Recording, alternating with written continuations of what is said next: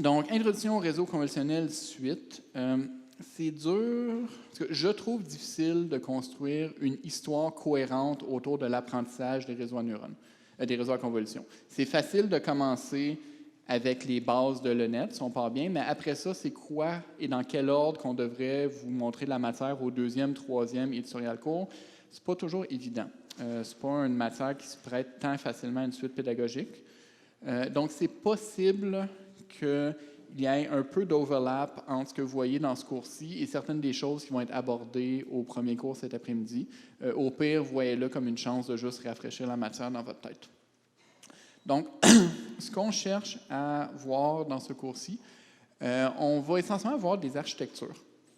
Une suite d'architectures historique des architectures, si on veut, qui ont particulièrement marqué le domaine de 2012 à environ 2016-2017.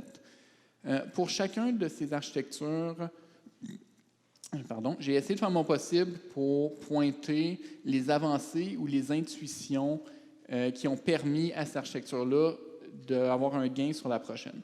On ne va pas plonger trop en détail, mais on va quand même devoir plonger dans une certaine profondeur. Quand je l'avais donné l'an passé, j'avais été, je pense, un peu trop 10,000 feet. Là. On va rentrer un peu plus les mains dedans.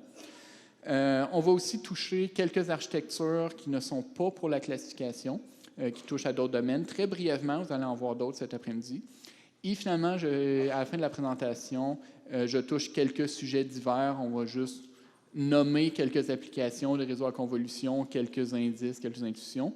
Et ce n'est pas dans les points ici, mais on va aussi voir quelques slides sur le transfer learning ou le transfert par apprentissage, ce qui est la réponse à quelques-unes des questions qu'on avait à la fin de la dernière présentation.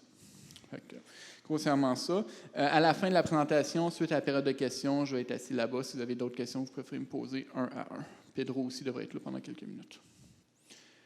Donc, ImageNet, plutôt la progression du succès. On a vu cette slide-là il y a environ 1 heure. On a vu qu'on est allé de pas tant bon, 30% d'erreurs, à extrêmement bon autour de 2015. Mais on n'a pas expliqué c'était quoi ça. ImageNet ainsi que la compétition ImageNet a été un marqueur gigantesque dans le domaine. Et un argument peut être fait que ce que je vais vous expliquer dans quelques moments a eu un plus gros impact dans le domaine, même si ce n'est pas une question de réseau à convolution, que les réseaux à convolution. On y reviendra dans un moment. Qu'est-ce qu'un ImageNet? ImageNet est une base de données d'images classifiées. Aujourd'hui, c'est plus de 10 millions d'images. C'était plus de 10 millions d'images il y a 6 mois, dont aujourd'hui, j'imagine que c'est 11, 12, 14. Je n'ai pas suivi ce moment encore. Quand la V1 est sortie, on parlait de 3 millions d'images. Cette base de données-là est disponible publiquement. Vous pouvez la télécharger, vous pouvez l'utiliser. Il y a des questions de licence autour de l'utilisation de ces données-là. Donc, si vous voulez en faire un usage commercial suite à la présentation, allez juste lire la licence pour être sûr. C'est organisé par la hiérarchie WordNet. WordNet est une taxonomie de mots et de concepts hiérarchiques. Ils l'ont utilisé pour labeler les mots. Ça a pris environ 2 ans à faire. Ici, on parle 2 ans comme pas d'entraînement, rien. Là, on parle de 2 ans de personnes qui assemblent la base de données et qui la travaillent. C'est quand même un effort significatif. 10 ans plus tard, ou presque 10 ans plus tard, 8 ans plus tard, ImageNet reste de loin la plus grosse base de données publique accessible d'images étiquetées. Il est possible qu'un nombre de compagnies aient des données privées, peut-être, Google et autres. Mais généralement, c'est de là qu'on part. Et le 2 ans d'effort que ça a pris faire la V1 peut vous expliquer pourquoi il n'y en a pas 6 autres. C'est quand même significatif de dire je vais m'asseoir, collectivement on va s'asseoir et passer 14 mois à étiqueter des données pour faire un autre ImageNet. Je vous laisse penser à ça. Comment que ImageNet a été fait? Ça a été fait sur du cheap labor. Je vous laisse penser au fait que plusieurs avancées significatifs dans le domaine de l'apprentissage machine ont été faits basés sur des personnes payées pas très cher dans des pays avec des bas salaires. On pourrait aussi dire que c'est comme ça que les étudiants gradués, ça marche, mais ça, c'est une autre tangente. Essentiellement, ils ont googlé des termes tels que chien, chat, toute la taxonomie de WordNet. sont allés prendre les images et après, ils les ont roulées dans Mechanical Turk. Pour ceux qui ne sont pas au courant, Mechanical Turk, c'est le service d'Amazon de outsourcing de tâches simples.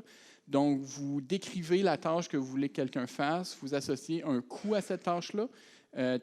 Un exemple classique serait trouver les fautes d'orthographe dans ce texte et je vais vous payer 35 sous par faute que vous trouvez, quelque chose comme ça. Dans ce cas-ci, la tâche qu'ils ont demandé, c'est pour l'image que je te donne, est-ce que tu penses que ça correspond aux mots que j'ai googlés? Ils ont pris les images de chiens, de chats, de moutons. Ils les ont fait passer par beaucoup de monde qui avait la question, est-ce que c'est un chien, est-ce que c'est un chat? Oui, non, oui, non, oui, non. Chaque image a été, je pense, cross-validée par 5 personnes différentes, à mes souvenirs. Ça fait un bout que j'ai lu exactement le process qu'ils ont fait. Et à la fin, s'il y avait une majorité des personnes qui votaient que oui, l'image trouvée par Google correspondait aux termes qu'on a donnés à Google, ça allait dans la base de données. C'est comme ça qu'ils ont construit. Ça veut dire qu'il y a des erreurs humaines là-dedans. Il y a des erreurs humaines, parce que il y a des pans de recherche complets sur les biais que utiliser Mechanical Turk pour étiqueter tes données donne. C'est super fascinant, je suggère d'aller lire. Et il y a des erreurs parce que si tu as une image, tu tapes chien, ça sort une image d'un beagle. Il y a un beagle, mais il y a un arbre en avant du beagle. Est-ce que l'étiquette, a priori, c'est chien, c'est beagle, c'est chien ou c'est arbre? C'est pas clair. Fait que c'est bon de savoir que c'est un ensemble de données, comme la plupart des ensembles de données qui est bruité. Il n'y a rien de choquant là-dedans. Essentiellement, tous les ensembles de données que vous allez travailler avec ont des étiquettes bruitées. Il ne faut juste pas penser qu'à cause que c'est la base de données d'image bien connue, populaire, etc., elle est d'une certaine manière plus propre ou plus magiquement bien étiquetée que tout autre ensemble de données que vous allez travailler avec dans vos vies. Fait du point rapide. Donc, ImageNet, c'est la base de données. Ce qui nous intéresse, c'est la compétition qui a été basée dessus. C'est une compétition annuelle, ou du moins c'était une compétition annuelle. Je pense que c'est no longer happening. Oui, c'est ça. Fait que la dernière compétition était l'an passé, donc c'en est plus une parce que les résultats étaient trop bons. Il y a beaucoup, beaucoup de métriques, mais ce qui nous intéresse et ce qui est la métrique qu'on voit ici, c'est la classification task. Fait qu'ils ont pris un nombre d'images qui étaient dans 1000 catégories différentes. Catégories, c'est personnes, chiens, chats, etc. Chaque réseau qui participe à la compétition a le droit de voter ses top 5 choix de l'image. Ça, c'est fait pour éviter un peu le problème de est-ce que ça, c'est chien, personne, chaise. Donc, tu votes top 5. Si le label de l'image est dans les top 5 du modèle, le modèle a bien classifié l'image. Sinon, il a échoué. Fait que ça, c'est la métrique pour ça. Oups. Ici, on voit un exemple de ce qu'un modèle qui vote sur une compétition ImageNet pourrait faire. Donc, on a la vérité ici, ce que l'image a comme étiquette. Ici, on a les votes des modèles parmi les 1000 classes proposées. Fait que le modèle, il ne vote pas sur 10 000 affaires. Le modèle sait c'est quoi les 1000 catégories possibles et vote. Donc, il y en a qui se font bien, léopard, containership, etc. Quelqu'un sait c'est quoi un agaric? Non? Bon. Fait qu'ici, ce n'est pas un champignon, c'est un agaric. Allons-y pour ça. Dalmatien, c'est facile, ainsi de suite. Fait que la difficulté des tâches varie. Parfois, elles vont être très, très dures. Parfois, elles vont être relativement simples. Donc, réseau classique ou méthode classique, 25,8 %. Réseau profond, AlexNet, 2012. Donc, AlexNet est le premier réseau profond qui a détruit la compétition dans la compétition d'ImageNet. On est allé de 28-29 % avec des réseaux pas profonds et ou avec des méthodes classiques à plus de 10 % d'amélioration d'un coup. C'est un réseau profond, qu'on a vu, un réseau à convolution. Il y a 8 couches. Pardon. 7, 8. Il y a 5 de ces couches-là qui sont convolutionnelles incluant du max pooling qu'on voit aux endroits. Et il y en a 3 à la fin qui sont connectés. L'architecture a l'air un peu étrange, parce qu'on voit ici comme il y a 2 tracks. Ça, c'est là qu'on voit que les réseaux et l'engineering, ça se frappe. C'était nécessaire pour leur permettre d'entraîner sur 2 GPU. À cette époque-là, les choses étaient peut-être un peu moins sophistiquées que tes librairies. Fait qu'il y a un GPU qui s'occupait de cette track-là, il y a un GPU qui s'occupait de cette track-là, et sans lire les détails, j'imagine que le merging à la fin se faisait off GPU. C'est mon guess. Utilisait relu, utilisait dropout. On n'a pas vraiment parlé de dropout dans la présentation précédente. On parlait un peu vers la fin. Vous l'avez vu dans les 2 premiers jours. Oui. C'est quelque chose qui est très communément utilisé dans le réseau à convolution, même que certains réseaux vont utiliser des dropouts de 70% et plus. Là, vraiment canarder ces neurones le plus qu'on peut. Ça a été entraîné sur 2 GPU, des GTX 560, 3 GB de RAM. Ça a pris à peu près 1 semaine. La raison, on revient au schéma d'entraînement, la raison que le réseau est splitté comme ça, c'était pour permettre l'entraînement sur 2 GTX. C'est un réseau qui est extrêmement lourd en paramètres. 60 millions de paramètres, quand même, c'est beaucoup de paramètres pour la taille du réseau, ce qu'il fait. Il n'y a pas d'intuition supplémentaire qu'AlexNet a implémentée que je dirais qui sont importantes. Ici, on voit une architecture qui a les morceaux principaux de l'ENET, c'est-à-dire stride, pooling, convolution, etc. Splitté en 2 pour que ça s'entraîne plus vite, mais tu aurais pu ne pas le splitter puis juste attendre 2 semaines sur un GPU, avec des couches connectées à la fin, du dropout et du relu. Donc, tous les éléments qu'on a vus au premier cours sont présents ici, d'une manière quand même assez simple. Ils ont réussi à le faire, ils l'ont fait sur beaucoup de données, ils ont fait un réseau profond, ils ont démontré que les réseaux à convolution profonde marchaient, mais ils n'ont pas innové sur les morceaux du réseau, pas encore. Fait que 2012. Entre chaque réseau, si vous avez des questions, levez vos mains, parce qu'on va en passer comme 4-5 comme ça. 2013, le gagnant de 2013, c'est un modèle qu'on a un peu oublié. Il s'appelle Clarifa ZG/ZG, dépendant comme vous l'avez. Si vous googlez Clarifa, vous allez tomber sur une start-up qui fait de la détection d'images. C'est une start-up ça fait 5 ans maintenant, mais c'est une start-up qui a été partie, entre autres, par un des co-auteurs de celle-là. Le modèle lui-même, la performance, les améliorations par rapport à AlexNet sont beaucoup au niveau du tweaking. Ça reste les mêmes opérations, ça reste un peu le même assemblage. Ils ont changé un peu la taille des filtres, ils ont réduit la taille des filtres, ils ont changé l'assemblage de certains des morceaux. Ça reste 8 couches, ça reste du max pooling, du stride. C'est une des raisons qu'on ne parle pas tant de ce modèle-là. L'amélioration était aussi bien, mais n'était pas tant remarquable. Bémol sur ce que je dis. Cependant, c'est un papier très intéressant à lire parce que c'est un des premiers qui s'est intéressé de manière sérieuse à la visualisation des réseaux à convolution. Et c'est aussi l'auteur qui a, je pense, inventé ou popularisé les DConvNet, qu'on va mentionner plus tard.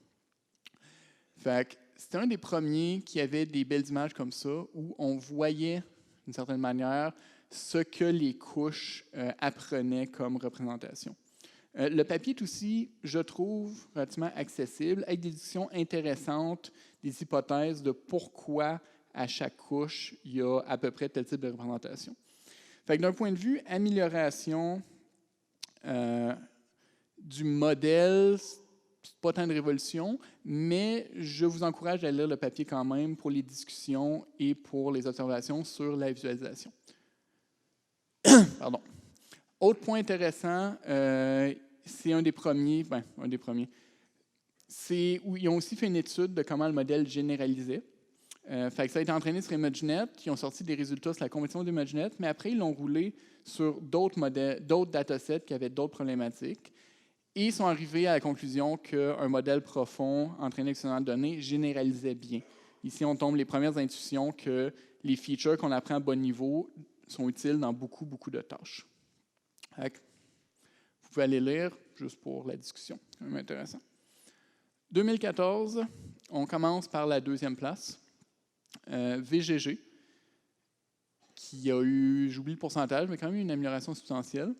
Pourquoi on parle de VGG? Parce que c'est une architecture vraiment simple.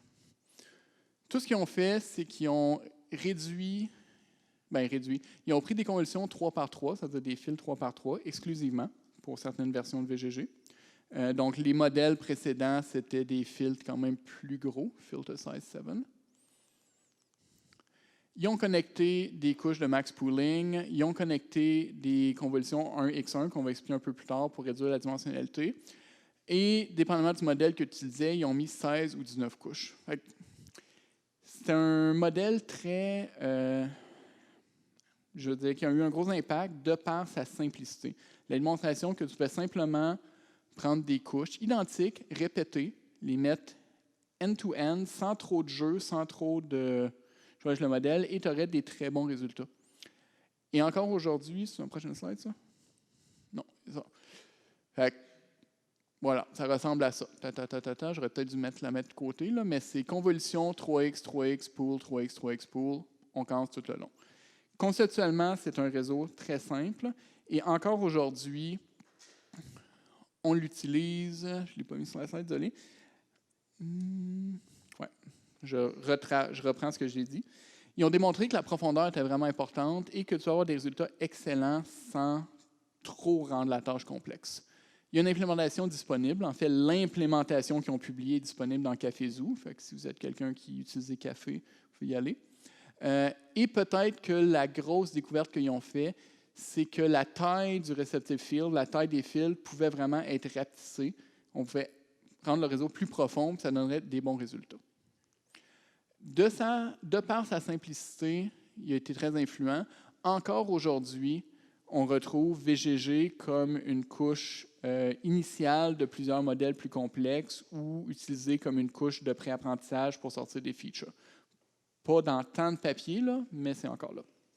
Ça a pris environ 2-3 semaines sur 4 GPU. On tombe quand même sur des gros.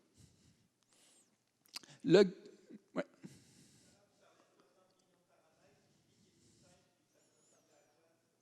J'ai pas le chiffre. La question était, l'autre avait 60 millions de paramètres, combien VGG en a? J'ai pas une estimée, je ne sais pas si Pedro, tu connais par cœur, là. Mais à mon souvenir, moins. Ouais.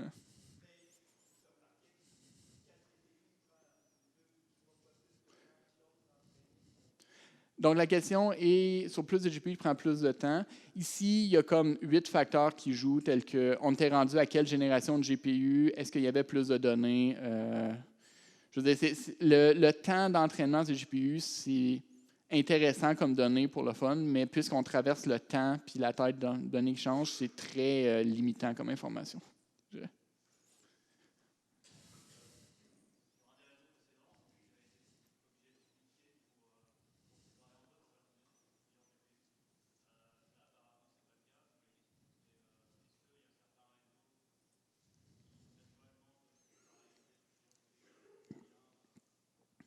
Donc, la question est, AlexNet avait une architecture splittée pour permettre de traîner sur 2 GPU simultanément. On ne voit pas ça dans VGG. Est-ce qu'il y a des techniques ou des réseaux qui peuvent être entraînés sur N GPU sans problème? C'est bien ça la question. Donc, ici, mon impression est oui, mais c'est une impression basée sur, je regarde le monde autour de moi qui travaille et ils ont rarement à le faire. Pedro? La question est, AlexNet, il y avait une architecture qui était vraiment divisée en deux pour permettre de traîner sur 2 GPU. On ne voit pas ça avec GGG et d'autres modèles. C'est quoi qui nous a permis de...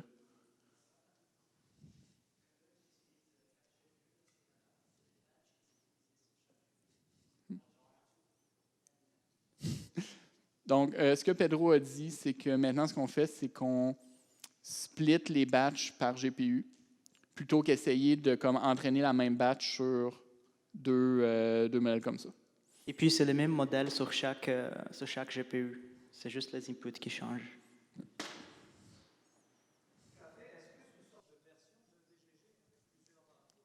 Et donc, la question est, qu'est-ce que Café? Café est une librairie d'apprentissage machine profonde. Fait que, comme TensorFlow, comme PyTorch, c'est une librairie qu'on code notre modèle en. Je ne pense plus que c'est tant populaire, mais pendant longtemps, c'était très populaire en vision. Là. PyTorch, TensorFlow, tous les frameworks, on peut trouver des modèles préentraînés.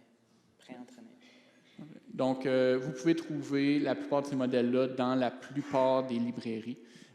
Ici, c'est peut-être que si vous avez un fun personnel à utiliser la version qui a été codée par les personnes qui ont fait le papier, juste par nostalgie.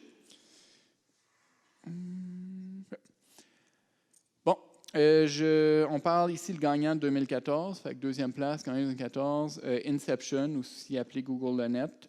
J'ai dit que les réseaux convolutionnels ne sont pas si effrayants, sauf Inception. On va attendre un moment ici.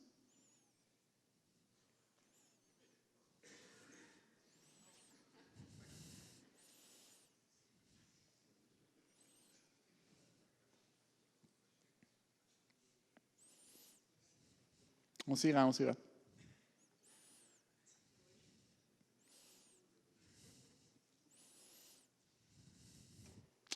Promis, il y a une fin, c'est pas juste un loop. Voilà. Ouais. Fait que c'est un peu plus effrayant. L'important, je ne peux pas poser l'animation, l'important d'Inception, c'est l'espèce de bloc que vous voyez périodiquement. Ça commence avec un MacPool, ça descend, qu'on appelle des Inception Modules.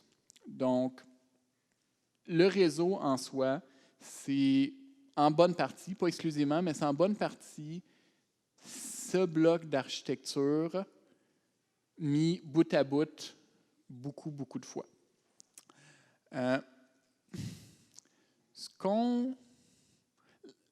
Le papier vaut la peine de lire, mais pas toujours le plus facile. L'intuition derrière ça, et après l'avoir nommé, je vais regarder vers ma droite, voir si je dis n'importe quoi. L'intuition derrière ces blocs est qu'on peut retrouver une représentation à une couche donnée. Il peut exister des représentations éparses locales qui sont plus ou moins avantageuses à des filtres et des tailles, des opérations différentes. Sauf qu'on ne peut pas explorer toutes ces variations de filtres-là. Ton nombre de paramètres, ton taille d'entraînement, et tout explose de manière complètement insensée. Donc, ce qu'on fait, c'est qu'on passe beaucoup par des convolutions 1x1, qu'on va revenir plus tard encore une fois, qui réduit massivement la dimensionnalité de nos paramètres. Ça nous permet de poser la question, à ce point-ci où on est, quelle est la meilleure représentation qu'on a? Et ensuite, on se permet d'élargir cette représentation-là. Puis après, on la squeeze. Puis après, on l'élargit. Et après, on la squeeze. Pedro dit oui, c'est ça. Fait on fait up, down, up, down, down. Vous voyez ça comme du up-sampling, down-sampling. À chaque étape, on purge, entre guillemets, la partie de nos paramètres de nos représentations qui est moins utile. Et après, on se permet d'en créer une nouvelle avec ce qui nous reste. Donc, chacun de ces blocs-là est mis bout à bout de tous les blocs. Max pooling, convolution 1-1. On concatène et on recommence. Et on loop plusieurs fois. Il y a d'autres morceaux dans Inception. Si vous regardez le papier complet, vous allez voir que l'architecture a des choses qui ne sont pas ces blocs-là. Il y a comme 3 softmax connectés à la sortie à des niveaux variés, d'autres détails, mais ce n'est pas spécifiquement important. L'intuition, le take-home, c'est que rendu à une certaine profondeur, on force le réseau à dire « OK, mais qu'est-ce que tu n'as pas besoin? Puis qu'est-ce que tu peux faire avec ce qui était utile? » Tac, tac, tac. Les avantages secondaires, qui sont quand même très importants, ça réduit substantiellement ton nombre de paramètres. À force de squeezer ton modèle, de passer des convolutions 1-1 pour baisser la dimensionnalité, de faire comme in-out, on se retrouve avec quelque chose qui s'apprend pour 2014, on est rendu encore une fois à plus de données, plus de choses, qui s'apprend relativement vite et qui est relativement petit et relativement rapide. Les deux sont importants parce que c'est un papier de Google. Google ne font pas juste publier pour publier, ils publient aussi pour faire de l'argent, j'imagine. Mais ils font des modèles pour rouler sur des choses on-board, on-premise, sur des CPU plus petits, sur des téléphones qu'on traîne, etc. Fait que pour eux, le fait qu'un modèle ne soit pas trop gros physiquement, ici on parle de la mémoire que ça prend à rouler sur votre téléphone, et que ça ne soit pas trop gourmand, que ça soit rapide, c'est un point important. Fait que c'est un peu un modèle effrayant, mais qui a des caractéristiques très intéressantes pour les personnes qui veulent faire une application pratique d'un réseau à convolution qui fait de la classification. On va en parler un peu plus tard d'Inception quand on va revenir au transfer learning. Dans la réalité commerciale, c'est quand même un réseau qu'on va utiliser souvent. Généralement, on essaye de ne pas le réentraîner. Ça, c'est la V1 qu'on voit. Ils sont rendus à V8, je pense. Là. Elles ne sont pas toutes publiées. 2015, ResNet. 2015, c'est l'année où les réseaux étaient meilleurs que des humains. Quelques bémols sur ça. Un humain bien entraîné, c'est-à-dire qui s'est pratiqué pendant une semaine à jouer au jeu d'ImageNet, a à peu près 5% d'erreurs. ResNet en a 3,5. Encore une fois, le terme « meilleur qu'un humain » est meilleur qu'un humain considérant que les données dans ImageNet sont probablement mal étiquetées à plusieurs endroits et que votre a priori de c'est quoi un chien ou un chat a été entraîné sur une historique beaucoup plus large que juste ImageNet. Fait que quand on dit meilleur qu'un humain, on dit meilleur qu'un humain pour la compétition, mais si on sortait de la compétition puis on posait la question, indépendamment des étiquettes que quelqu'un sur Mechanical Turk a fait, est-ce que c'est un chien ou un chat en premier, les pourcentages changeraient peut-être. Ouais.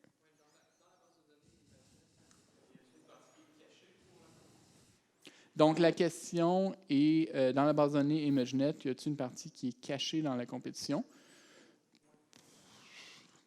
Je pense pas. Pedro, est-ce que tu as... C'est ce que s'il y a des données qui sont cachées, c'est ça? Oui, dans ImageNet, dans la compétition, IC. Pour IC évaluer. Vera. Ouais. Donc, pour le test set, on a l'accès à les images, mais pas au label. Donc, en fait, il faut les prédictions pour toutes les images qu'on n'a pas le label, puis envoyer sur le serveur d'ImageNet. Et c'est eux qui ont le label, puis c'est eux qui font des évaluations. Donc, meilleur qu'un humain, quelques bémols. ResNet a posé la question initiale de leur papier au début, c'est est-ce que la solution de tous nos problèmes, c'est juste plus de couches, tout le temps? On ne pose pas de questions, mais plus de couches.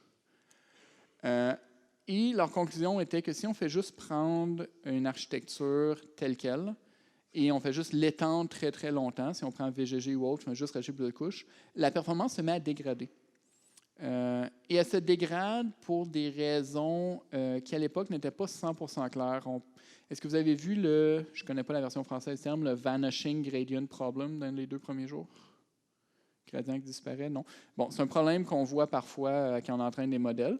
Ce n'était pas pour ça que la performance se dégradait. Ce n'était pas parce que le modèle il overfitait les données. C'était pour d'autres raisons qui vont dans ces raisons-là pour le papier. Je ne les couvrirai pas. Donc, leur solution proposée était qu'à chaque étape, à chaque quelques couches, ici on voit les liens là, on allait transférer l'identité, c'est-à-dire le input, où on était rendu au input à la couche précédente. Il y a une conversation vraiment intéressante autour de pourquoi transférer l'identité ou l'input as is de couche en couche permet d'éviter les problèmes de dégradation. Les détails mathématiques de ça sont un peu par-dessus ma tête, mais vous pouvez le googler si vous voulez. Mais c'était leur intuition, leur input, et leur conclusion était que ça marchait. En passant l'identité, c'est-à-dire le résultat input, à chacune des couches précédentes, ils ont pu augmenter substantiellement la profondeur du réseau, tout en évitant le problème de dégradation qu'on voyait dans les modèles précédents. Essentiellement, ça marche mieux que ça. Et là, on s'est retrouvé à des résultats très, très bons. Autre point intéressant, ici, on a un papier qui s'appelle « Residual Networks Behave Like Ensemble Methods ». Après que ResNet a été publié et que ça a démontré que ça marchait, des personnes sont passées derrière et ont étudié un peu plus profondément pourquoi le réseau marchait. Et une de leurs conclusions était que pour une entrée donnée, une fois que le réseau est entraîné, c'est rarement toutes les couches qui sont utilisées. En fait, pour un type d'entrée donnée, le réseau va essentiellement sélectionner une sous-section des couches à activer. Et c'est cette sous-section des couches qui va donner le classificateur à résultat. Il est possible de voir, est-ce que vous avez vu les méthodes ensemble là, dans les 2 premiers jours? Non, on va en parler brièvement vers la fin. Il est possible de voir ResNet non pas comme un réseau mais comme un ensemble de sous-réseaux où potentiellement, ici, on a appris un certain niveau de caractéristiques, ici un certain niveau, ici un certain niveau. Et pour un input donné, pour une question donnée, on mix and match la représentation qu'on a besoin pour avoir une classification le mieux qu'on peut. Ce que je dis est la vulgarisation, c'est un peu de mensonge, là, mais je trouve que c'est une représentation mentale qui fonctionne un peu. Un point intéressant de ça, c'est que si c'est le cas, si ResNet fonctionne comme un sous-ensemble de réseaux qu'on fait du mix and match, cette idée-là que nécessairement on construit des représentations de plus en plus abstraites est moins vraie. Elle reste vraie, mais elle reste vraie pour le réseau qu'on fait du mix and match. Donc, ce n'est plus une hiérarchie de 34 réseaux avec comme 34 représentations de plus en plus abstraites. C'est potentiellement des groupes de représentation abstraites ou des niveaux de représentation abstraite qui peuvent travailler avec d'autres représentations moins abstraites. ResNet, grossièrement. Propager l'identité semble utile. Et si on revient à Inception, forcer une sparsité locale, une représentation locale efficace, semble utile. C'est les deux intuitions de ces papiers-là. Des questions sur ResNet avant que j'aille? Oui. Propager l'identité, c'est ça. Poup. C'est prendre ce que tu as tel quel, puis juste le passer à la couche précédente. La question est, est-ce que c'est des poids? Ouais.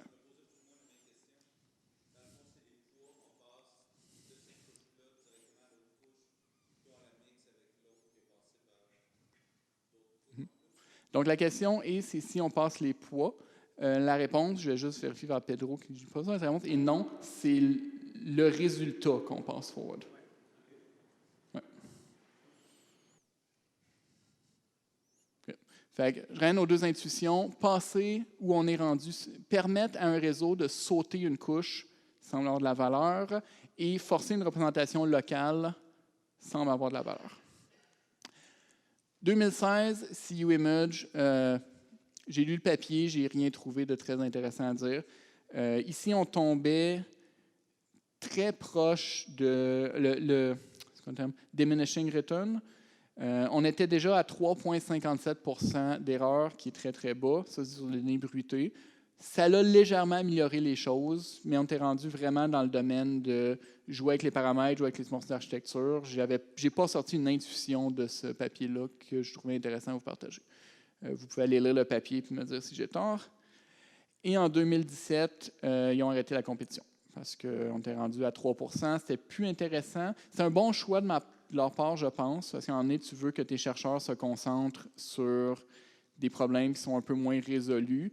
Et des compétitions au profil comme celle d'ImageNet, ça focus énormément de jeux intellectuels.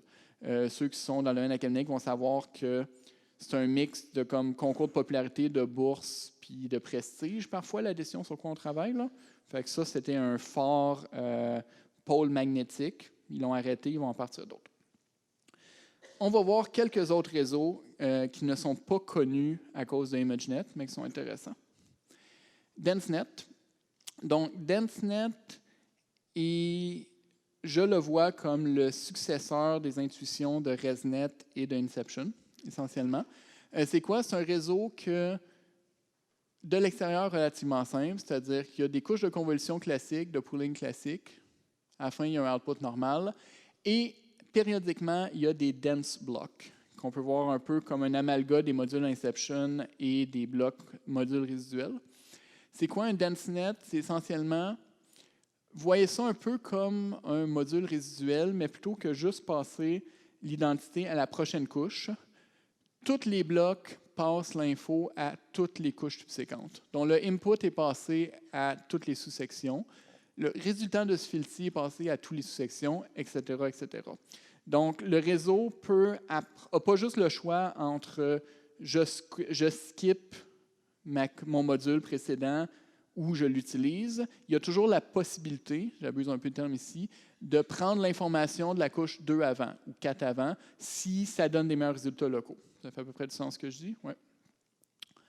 C'est ça. Donc, ça, plus des dense blocks, représentation locale, plus passer les informations en avant.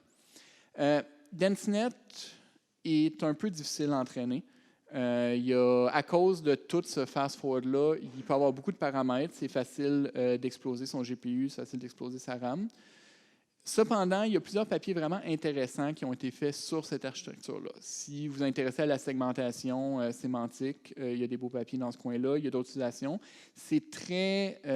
L'utilisation qu'on peut faire de ce modèle-là est encore, je pense, un active area of research. C'est bon de savoir que ça existe. Autre architecture pour quelque chose de complètement différent. Ici, la tâche qu'on parle, c'est le Action Scene Recognition, reconnaissance d'action. Ça se passe sur des vidéos. Donc, ce réseau-là, il joue sur des vidéos. L'idée, c'est le premier réseau qu'on va voir qui n'utilise pas juste l'information de l'image. L'idée, c'est qu'on garde deux types d'input. On a le frame, c'est-à-dire l'image vidéo qu'on prend à ce moment-là, et on a également le flow optique. Le flow optique qui est essentiellement la vélocité ou le mouvement dans l'image. Après ça, les réseaux sont relativement simples, là, convolution, fully connected, même chose. On combine les deux et les labels qu'on espère avoir, c'est quoi l'action de la scène? Est-ce que la personne court? Est-ce qu'elle dort? Est-ce qu'elle tire de l'arc ici? Et ainsi de suite. Fait que le réseau est simple, quand même. C'est encore une fois rien qu'on n'a pas déjà vu. Ici, c'est l'input d'une information supplémentaire à l'image qui nous permet d'avoir des résultats quand même efficaces. Il y a des démos de quoi ça a l'air, ça, puis c'est quand même impressionnant.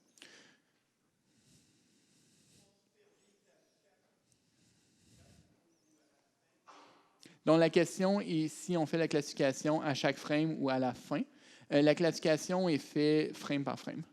Bien, frame par frame. Généralement, rouler ça en temps réel sur du 60 FPS, c'est dur, là, mais la classification est faite au moment et est entraînée au moment. Puis le labeling aussi, malgré qu'il y a besoin d'être... Souvent, le labeling est mis genre de 30 secondes à 45 secondes, la personne tire de l'arc. Ça va être interprété de manière frame par frame par le modèle quand il s'entraîne.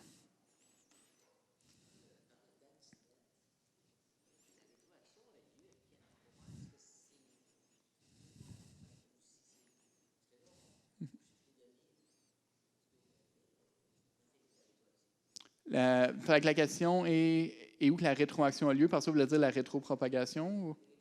Rétropropagation. Je ne suis pas familier avec les détails de quand le modèle est rétropropagé, mais je pense que c'est du début à la fin. Là. C'est ça, là, c'est...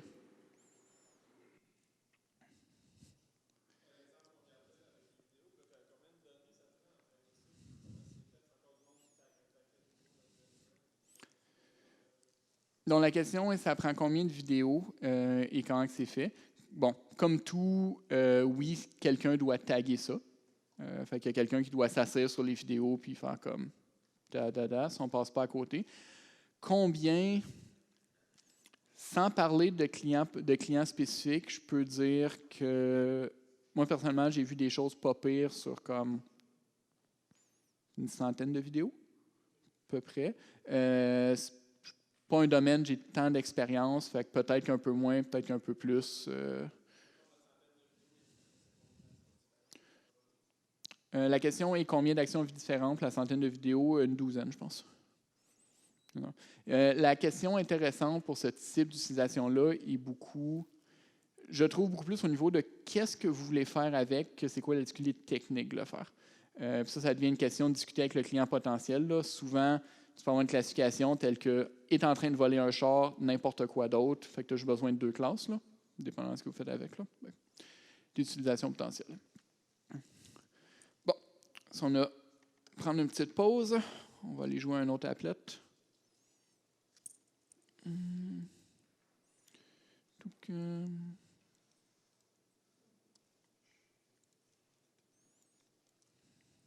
Si vous voulez vous poser la question, est-ce que vous pouvez faire mieux que ResNet? 3,57% d'erreur. Voici la compétition. Vous pouvez ça. Ici, vous avez ce que ça demande de prédire. Ici, vous avez les 1000 classes que vous avez le droit de choisir. Ici, vous avez ce que Inception prédit. Inception V1, Google le net. Et vous pouvez voir la réponse, qui est du « Hey, félicitations ».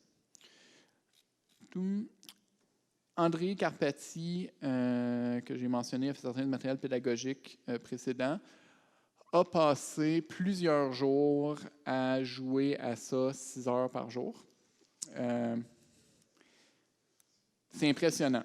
Honnêtement, là, c'est une patience et un focus qui me frappe. Et c'est lui qui est arrivé à la conclusion qu'un humain relativement bien entraîné avoisinait environ 5% d'erreur. Si vous voulez, vous pouvez essayer de le battre.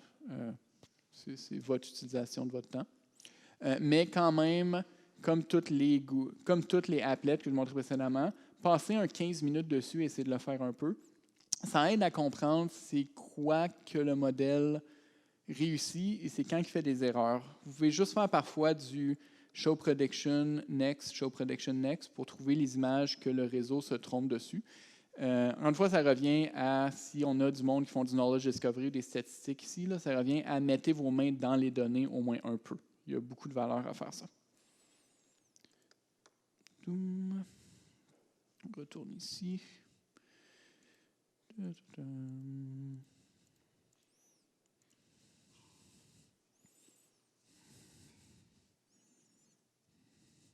Donc, on va tomber sur quelques sujets divers.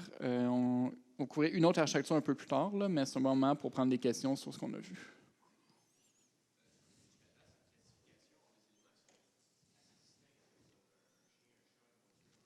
Ouais.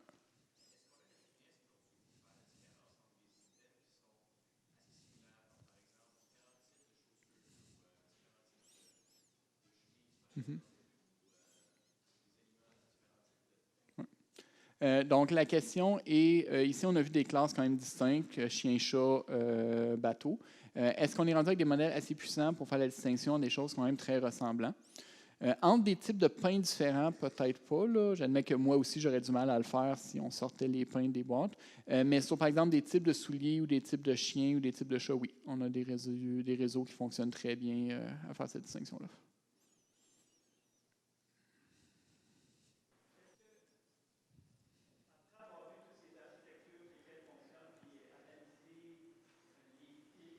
Mm-hmm.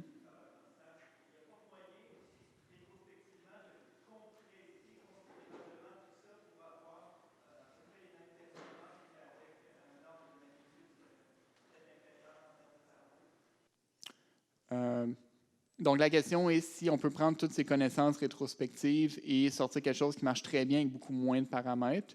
J'ai espérance que c'est ça que le monde qui font de la recherche active ils font. Donc, j'espère.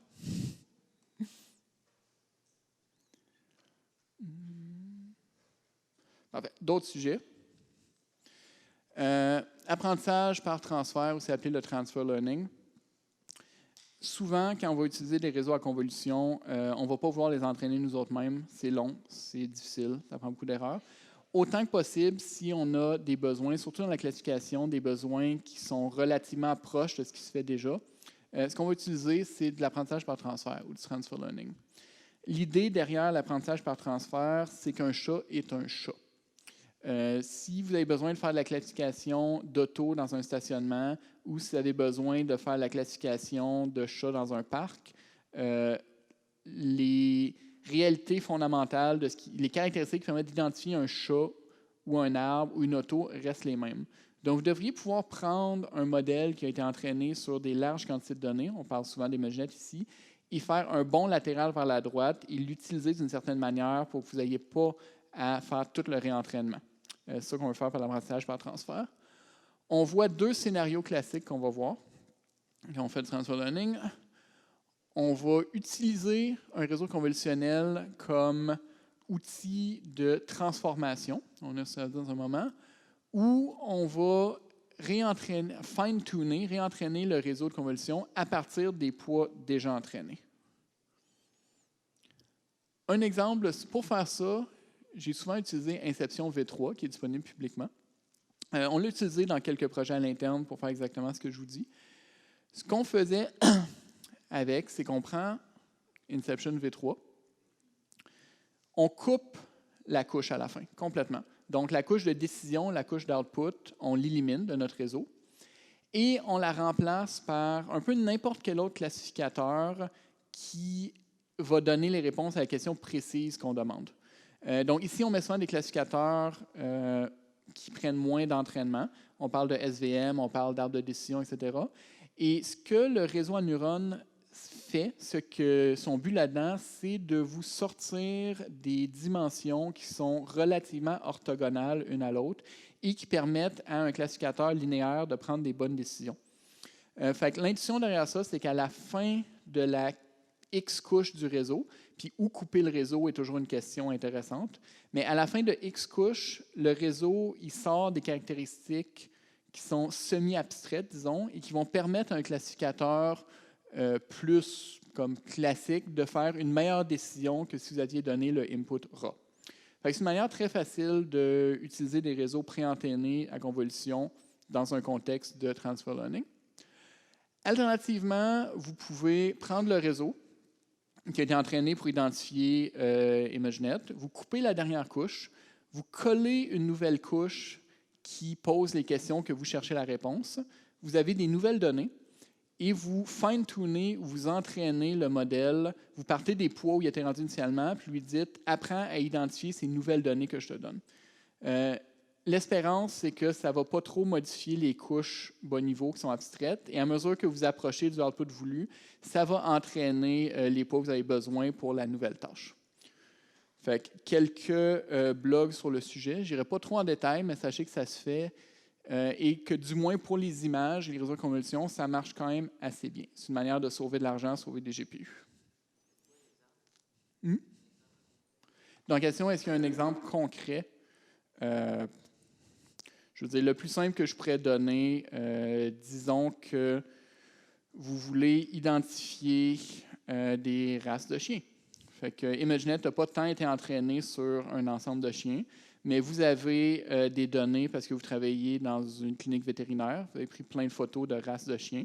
Vous prenez Inception entraîné sur ImageNet, vous coupez la dernière couche, vous remplacez le classificateur par les races de chiens, vous mettez vos données étiquetées de races de chiens et vous laissez le réseau finaliser.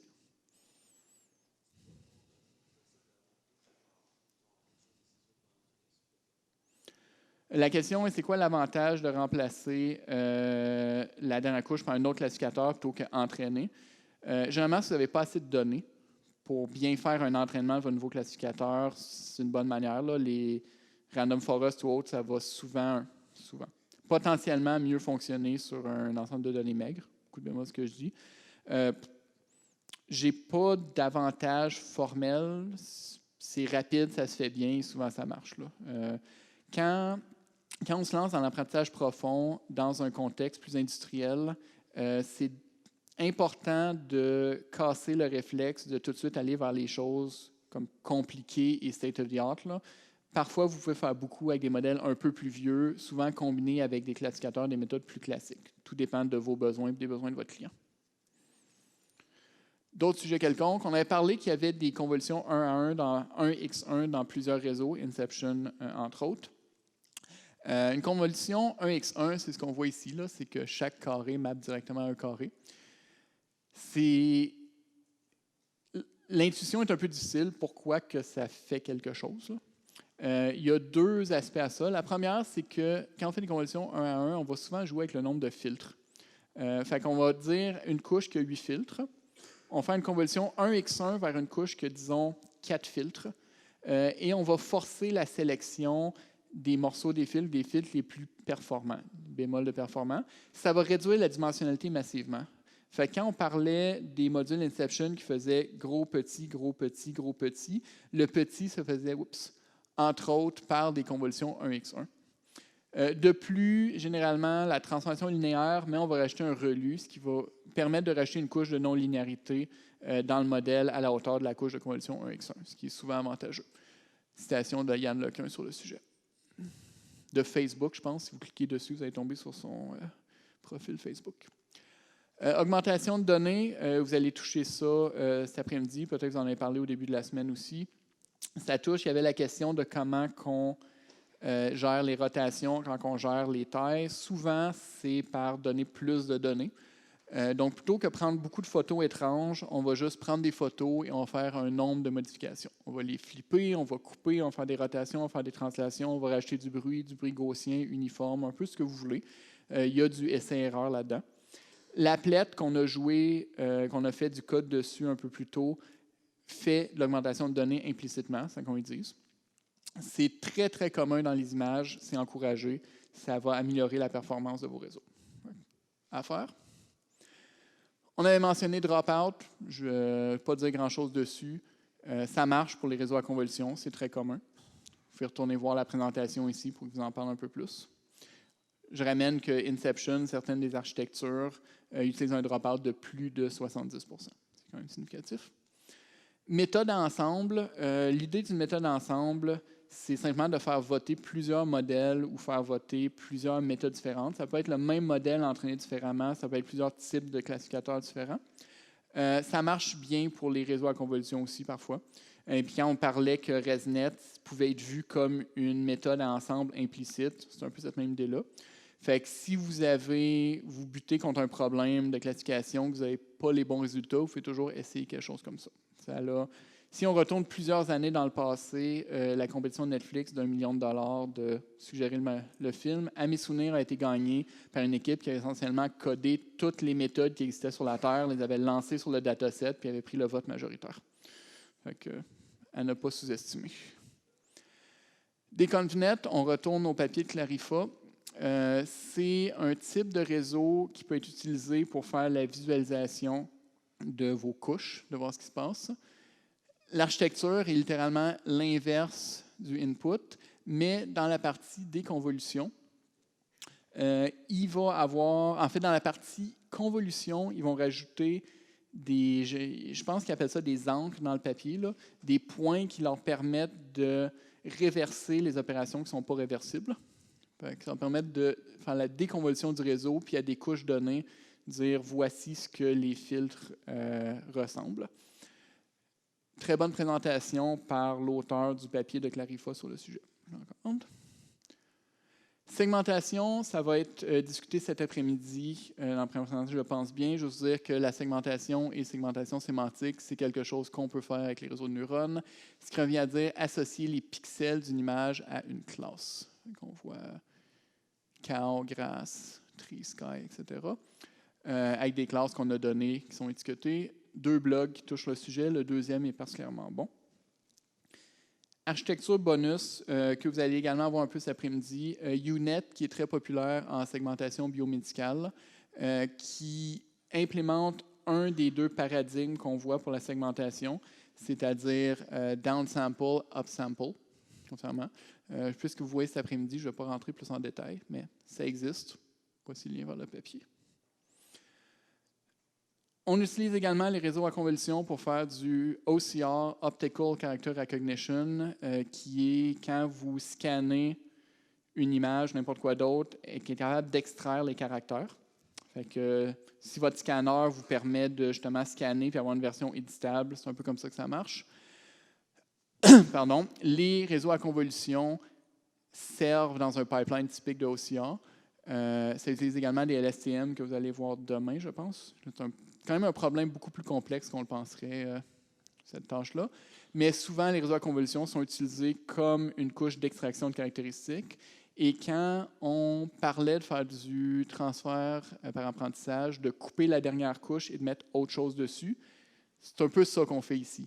On utilise juste le réseau à convolution comme un outil de transformation. Et ensuite, le vrai output est fait par le reste du réseau. Un autre blog sur le sujet. Avec des réseaux à convolution, on peut faire de la détection avec des bounding box. Ça nous permet d'aller chercher une détection beaucoup plus fine sur l'image de c'est quoi qu'on retrouve dedans. Je ne pense pas que j'ai mis le lien, mais si vous avez 5 minutes sur l'heure du lunch, googlez YOLO 9000. Je suis sérieux, là, c'est pas une joke. Vous allez tomber sur un papier qui fait de la détection d'objets bounding box sur des vidéos en temps réel. C'est quand même très impressionnant, sur un film de James Bond. Fait que YOLO 9000. Googlez. Et n'expliquerai pas ces réseaux-là. Je veux dire que, à mesure qu'on cherche, que le monde académique cherche des performances de plus en plus grandes sur des tâches de plus en plus difficiles, qu'on approche de gains incrémentaux, on se retrouve à avoir des architectures de plus en plus complexes. Ça, c'est quand même beaucoup de morceaux avec beaucoup de choses, deux architectures différentes.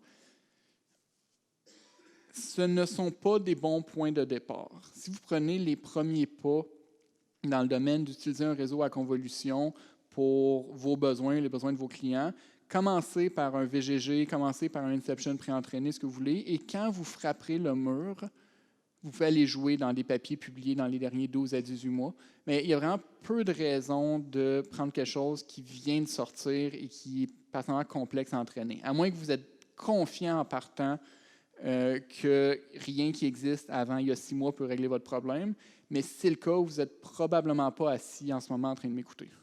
Peut-être que je me trompe, mais c'est ma suggestion. Est-ce que j'ai des conseils d'architecture, comment choisir le modèle, comment l'entraîner? Non, j'en ai pas.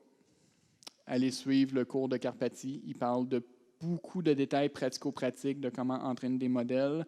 Je pense que cet après-midi, vous allez également avoir des conseils et en fin de journée, vous allez être un peu plus hands-on sur certains des tutoriels de ConvNet. Finalement, quelques liens.